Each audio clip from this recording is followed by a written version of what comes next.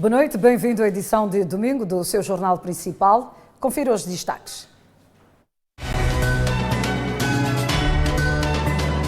22 escolas secundárias em Inhambane sem água para higienização numa altura em que arrancam os exames finais.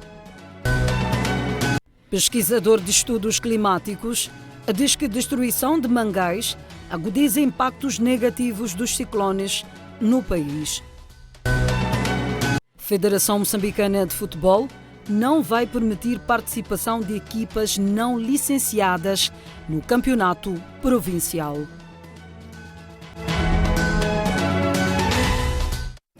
O Ministério da Saúde anuncia mais 4 óbitos, 949 infecções, 37 internamentos e 10 recuperações da Covid-19. Segundo o comunicado do Ministério da Saúde, os 4 óbitos são homens e destes, 3 são moçambicanos e 1 estrangeiro, cujas idades variam entre 51 e 60 anos.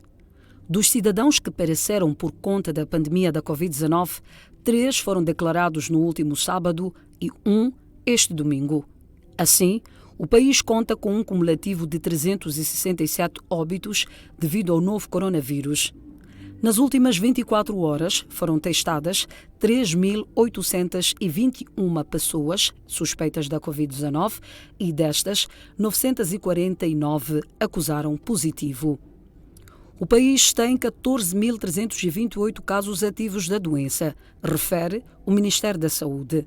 A cidade de Maputo volta a registrar um número preocupante de infecções, com 417 casos, seguida pela província de Maputo, com 211 casos. A fonte que temos vindo a citar reportou também o registro de mais 37 internamentos hospitalares, bem como 48 pacientes que tiveram alta nas últimas 24 horas. No contexto, o Ministério da Saúde anunciou a recuperação de mais 10 cidadãos outrora infectados pela Covid-19, o que faz o país contar atualmente com 23.955 indivíduos que estão totalmente livres da doença.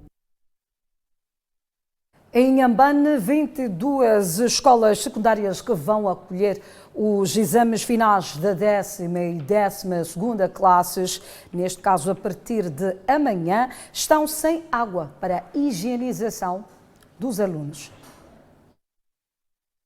A partir desta segunda-feira, Inhambane vai submeter mais de 38.000 candidatos aos exames da 10ª e 12ª classes, provas que serão realizadas no contexto do novo normal imposto pela pandemia da Covid-19 e ao abrigo do protocolo sanitário, visando garantir o distanciamento social, foram criados 112 centros. Contudo, a higienização das mãos dos estudantes pode estar comprometida em 22 escolas. A diretora provincial de Educação e Desenvolvimento Humano, Palmira Palma Pinto, reconhece o fato e diz haver um plano ad hoc criado para garantir água nas escolas. Nós temos reservatórios de água em alguns pontos. Quem tem estado a disponibilizar a água são fornecedores privados. Em alguns pontos é a própria comunidade, para onde mais uma vez vai o meu inteiro agradecimento. Desde o ano passado decorrem obras de instalação de sistemas de abastecimento de água nas escolas secundárias e primárias no âmbito de prevenção da Covid-19. Entretanto, a diretora provincial de Educação e Desenvolvimento Humano lamenta a morosidade do empreiteiro. Conversando com o empreiteiro adjudicado à nossa província, o grande entrave que ele encontra, quero acreditar que até agora possa ter ultrapassado, mas pelo menos até dezembro, finais de dezembro, o grande entrave que ele estava a encontrar era empresas locais que lhes pudessem fornecer os materiais necessários para avançar com as obras. Os distritos de Mabote, Funhalor e Panda é que têm maior número de escolas secundárias sem acesso de água corrente para a higienização dos estudantes. Para além de escolas secundárias, existem mais de 400 estabelecimentos de ensino primário que não têm água corrente para a prevenção da pandemia da Covid-19 na província de Inhambane.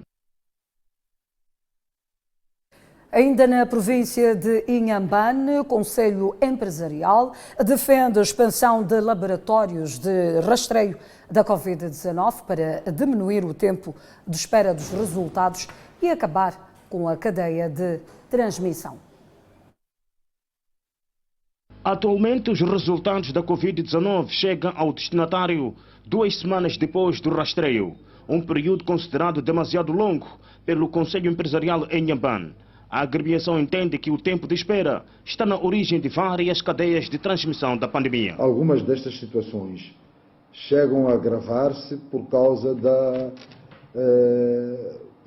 de se chegar tarde a uma unidade sanitária.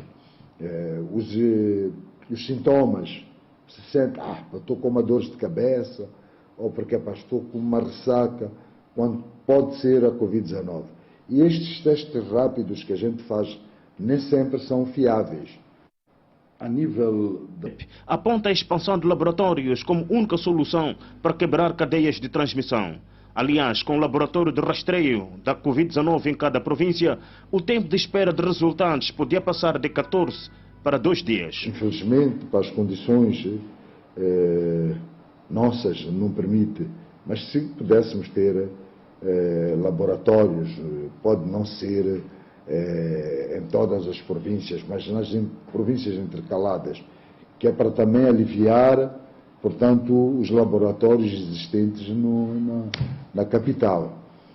Aqui, por exemplo, na Zona Sul, se pudéssemos ter mais um laboratório aqui no meio, ou aqui na Machixe, ou pelo menos na Massinga, ou mesmo em Inhambane, ou mesmo em Inhambane, isto seria de uma grande valia para a província. Em Moçambique, existem 3 laboratórios de rastreio da Covid-19 localizados nas cidades de Nampula, para o norte, Beira, para o centro e Maputo, província, para a região sul. O presidente do Conselho Municipal de Nampula, Paulo Van Hale, nega ter ordenado a retirada compulsiva dos vendedores informais dos passeios. O presidente do Conselho Municipal de Nampula juntou vários atores da sociedade civil e vendedores informais de rua para dar a conhecer que não foram autorizados a voltarem a exercer o comércio nas principais ruas e avenidas da autarquia. E há um pronunciamento de como é o presidente do município que autorizou que a população, os munícipes, fossem vender nos mercados. Isso não constitui a verdade. O presidente, o que ele fez foi de reunir com a polícia, relaxar algumas medidas para algum tempo e todos nós sentarmos para refletirmos o que é que vale a pena. E é por essa razão que estamos aqui. Não foi de autorizar os vendedores para virem à rua, vender na rua, não. O que eu relaxei foi a minha polícia, a polícia municipal. No entanto, os vendedores de rua afirmam que foi o edil a autorizar porque deveriam pagar uma taxa diária de 10 meticais. O próprio presidente é que falou para voltarmos aqui na rua. Nós já costumamos mesmo vender a maneira, felejarmos, não sei o quê. Agora, há uma semana o presidente disse que para voltarmos na rua estarmos a pagar senha. Agora, há uma semana está a dizer que vai continuarmos a sairmos na rua. Ele não está a mandar nada mesmo. Está a nos dar uma questão de abuso. Nem 2 semanas ainda não acabou. Quando estamos a ver isso aqui, porque diziam que vamos deixar para já passar as senhas, pagar. Então, hoje estamos a ver esses papéis assim. Por enquanto passou um de lá a dizer que como é que estão a pôr essa assinatura é estranho. Então, daí é que não soubemos. E sobre o uso excessivo da força policial? É um caso muito visível. A polícia, uma vez que vai no terreno, vai te parar com o vendedor. Uma das coisas que ele faz, arranca por tudo e começa a dar burrada de uma maneira exagerada. E eu acredito que a polícia municipal, sendo uma pessoa com uma formação, sendo uma pessoa que passou pela formação, tem um conhecimento, tem um conhecimento daquilo que ele aprendeu durante a... É muito grave, é uma agressão. E eu não acredito que o Van Hale não sabe isso. existe um policial, não quero aqui citar, mas gostaria mesmo, posso dizer aqui o nome vulgar, chamado Maria Rosa, da maneira como trabalha. Parece que não vive na cidade de Nampula, não vive na população. Em 3 anos, o país foi atingido por 4 ciclones que causaram muitas mortes, milhares de desalojados e destruição de várias infraestruturas. A província de Sofala, no centro do país, tem sido a mais fustigada pelos desastres naturais. Primeiro foi o ciclone Idai, que em março de 2019 semeou luto e destruição nas províncias de Sofala, Manica, Tete, Zambésia no centro e Inhambane no sul do país. O fenômeno que sensibilizou o mundo causou inundações que colocaram cerca de 1,85 milhões de pessoas em situação de vulnerabilidade, pouco mais de 600 mortos, bem como 1.641 feridos. E 6 semanas após o ciclone Idai, no dia 25 de abril, o ciclone Kenneth atingiu alguns distritos costeiros da província de Cabo Delgado, afetando 254.750 pessoas, 45 das quais perderam a vida. Na sequência dos estragos, pelo menos 45.382 casas foram totalmente destruídas, forçando a deslocação de 3.527 pessoas. Quando o processo de reconstrução e recomeço está em curso, em finais de 2020, a força da natureza voltou à carga com a tempestade Xalani. Atingiu as províncias de Sofala e Manica. Mais 7 vidas foram levadas, 3.600 pessoas afetadas e várias residências ficaram destruídas. E quando as feridas cessavam, no dia 16 do corrente mês, a cidade da Beira, na província de Sofala, voltou a ser arrasada por mais um ciclone. Desta vez, o fenômeno foi batizado com o nome de Eloise, e a semelhança das anteriores intempéries, semeou luto e destruição, deixando na sua passagem 12 mortes. Dado curioso é que a província de Sofala, em especial a capital Beira, está sempre em linha de fogo, o que de certeza tem uma explicação científica. E, de facto, o Instituto Nacional de Meteorologia explica algumas das razões da constante ocorrência de ciclones na cidade da Beira, destacando as altas temperaturas na superfície do mar. Idai, Kenneth, Xalani e Eloise são fenômenos naturais que ficaram gravados por longos anos na história dos eventos extremos no país. Sempre que há registro deste tipo de fenômenos, a zona centro, com enfoque para a cidade da Beira, aparece no centro do furacão. O meteorologista Luís Chong, do Instituto Nacional de Meteorologia, explica algumas das razões. Para aquela região da cidade da Beira, as temperaturas têm sido extremamente altas. A temperatura mínima necessária para que um ciclone possa desenvolver é cerca de 27 graus. Mas nós estamos, aquela zona ali, nesses 2 ciclones que se formaram, tinha temperatura de cerca de 30 graus. Então, tinha temperaturas muito altas para aquilo que é o mínimo exigido. Então, isso aconteceu para o Xalani, também aconteceu para o Eloise. Aquela zona da Beira, aquelas águas daquela zona ali apresentavam temperaturas altas dentro do canal de Moçambique. Aquela zona é que era tinha temperaturas mais elevadas em relação a outras zonas dentro do canal de Moçambique. Então, provavelmente tenha sido isso que tenha feito com que aqueles ciclones seguissem a rota em direção à província de Sofala. Na sua explanação, Chong recua no tempo para falar dos eventos extremos que nos últimos dias afetaram a cidade da Beira. O que aconteceu este ano, por exemplo, naquela zona da Beira, é que as condições ambientais, falo mais da temperatura da superfície do mar, porque os ciclones desenvolvem-se numa região onde a temperatura da superfície do mar é ligeiramente alta em relação a outras zonas. O que significa que se a temperatura da superfície do mar está acima de por aí 27, 28, 29, 30, significa que as condições básicas estão criadas para que os ciclones possam se intensificar ou possam se desenvolver naquela determinada zona. Outro dado curioso tem a ver com a atribuição dos nomes a este tipo de fenômenos. Esclarecimento também dado pelo especialista. O que acontece é que cada país que pertence a esta bacia é dada uma oportunidade de escolher 2 a 4 nomes para as próximas 2 épocas. O que significa que para as próximas 2 épocas, cada país deve apresentar 4 nomes, deve propor 4 nomes. De princípio devem ser nomes que são fáceis de pronunciar para todos os países. Então, o Moçambique, por exemplo, é dada a oportunidade de propor 4 nomes. Esses 4 nomes serão 2 para a próxima época ciclona e os outros 2 para depois da próxima época chuvosa. Por exemplo, para esta época chuvosa, se surgir um ciclone, Moçambique tem em manga 2 opções: batizá-lo por Farage ou Guambi.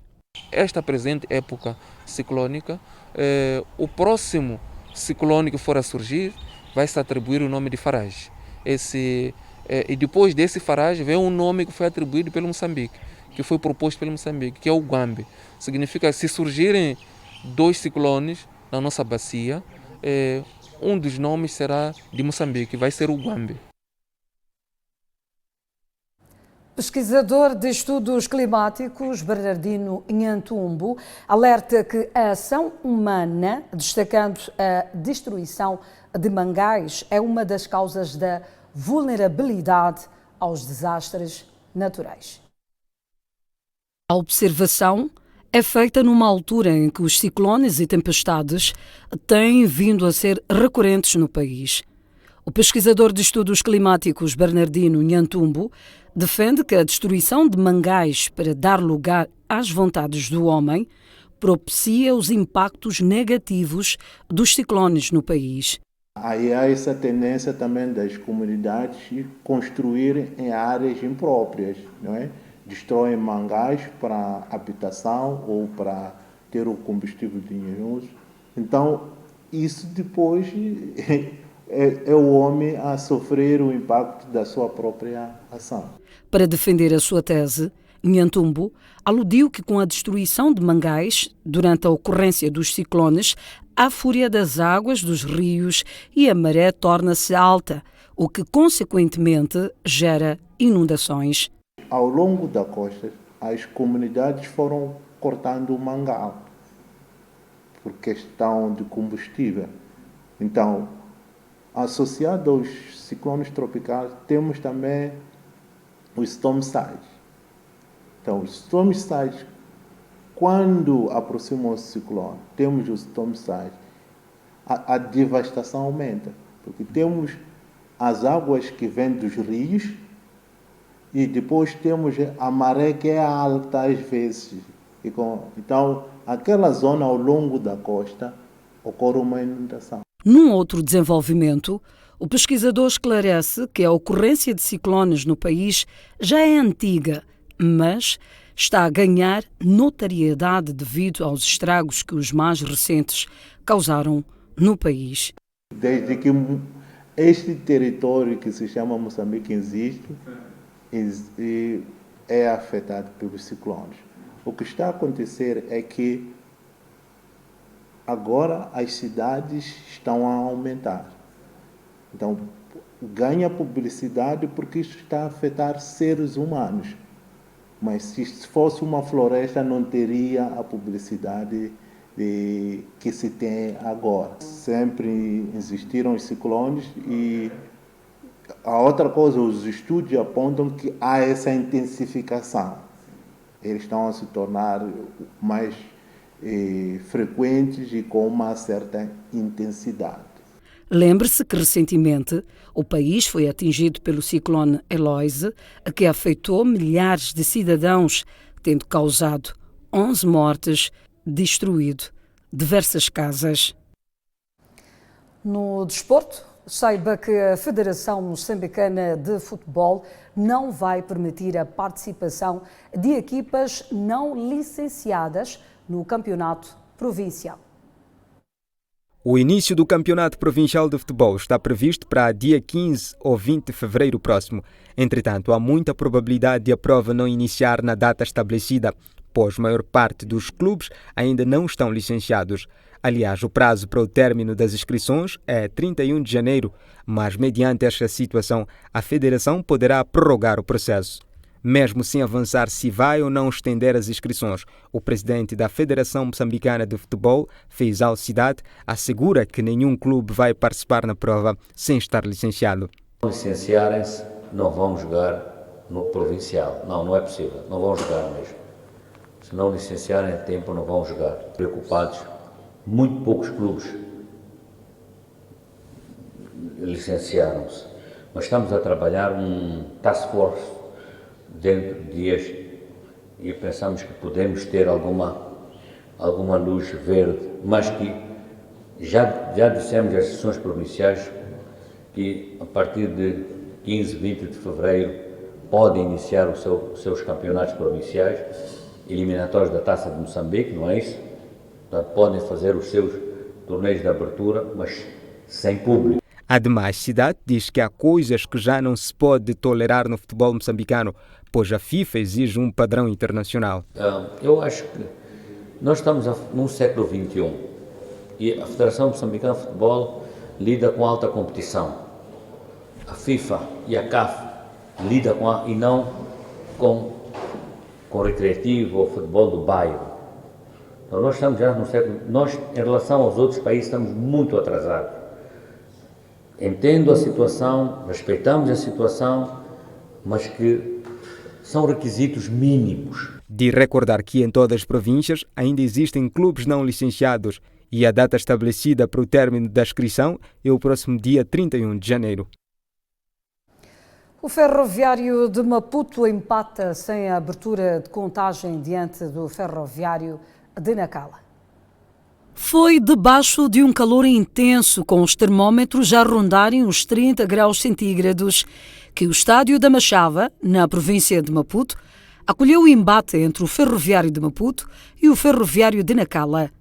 Em jogo inserido na terceira jornada do Moçambola 2021, os Locomotivas de Maputo não foram para além de um empate a 0, na recepção ao seu homónimo de Nacala, somando desta feita o segundo empate em casa. O primeiro remate da tarde pertenceu aos Locomotivas da Maiaia, com Riffel a aparecer na zona da meia-lua, a testar a atenção do guarda-redes Hernani, que mostrou segurança entre os postes. A resposta dos Locomotivas de Maputo veio na cobrança de um livre bem executado por Tununo, com Wilson a evitar o pior. Daoud Razak desesperava, pois a sua equipa não encontrava soluções, mesmo na cobrança de pontapés de canto, não conseguia visar a baliza contrária, como foi o caso de um cabeceamento de jeitoso, mas bem parado por Wilson, que era uma barreira intransponível. Para surpreender, Quito tentou imitar o golo da segunda jornada, rematando do meio da rua, mas o guardião dos Locomotivas da Maiaia a mostrar novamente que não estava a dormir. E terminava, sem abertura de contagem, a partida entre as duas equipas, sendo que o Ferroviário de Maputo tem pela frente a Associação Black Bulls, em jogo da quarta jornada da competição.